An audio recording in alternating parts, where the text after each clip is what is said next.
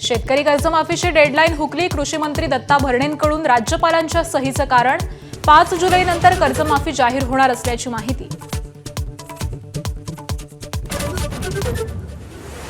मुंबई शहरासह ठाणे, नवी मुंबई आणि कल्याण डोंबिवलीत पावसाचा जोर. मुंबई महानगरात आज आणि शुक्रवारी मुसळधारेचा इशारा. कोकणाला ऑरेंज अलर्ट.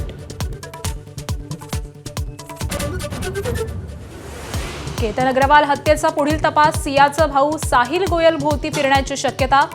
साहिल काही लपवतोय का? पोलिसांना दिलेली माहिती खरी आहे का? याबाबत सवाल उपस्थित.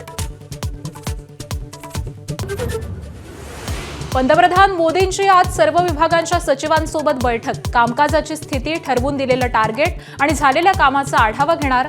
मंत्रिमंडळ फेरबदल चर्चांच्या पार्श्वभूमीवर महत्त्वाची बैठक.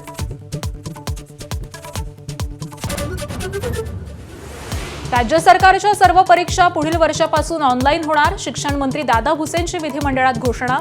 टीईटी पेपर फुटीनंतर सरकारचा निर्णय. टीईटीची फेरपरीक्षा मात्र ऑफलाईनच होणार.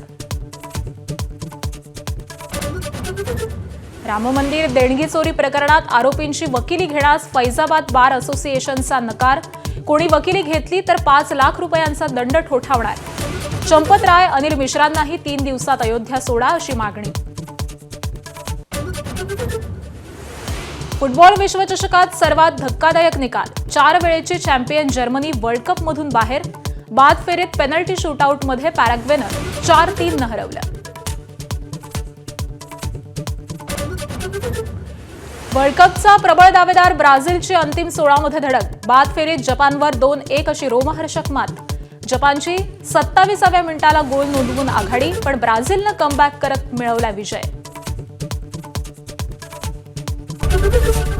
एबीपी माझा, उघडा डोळे बघा नीट.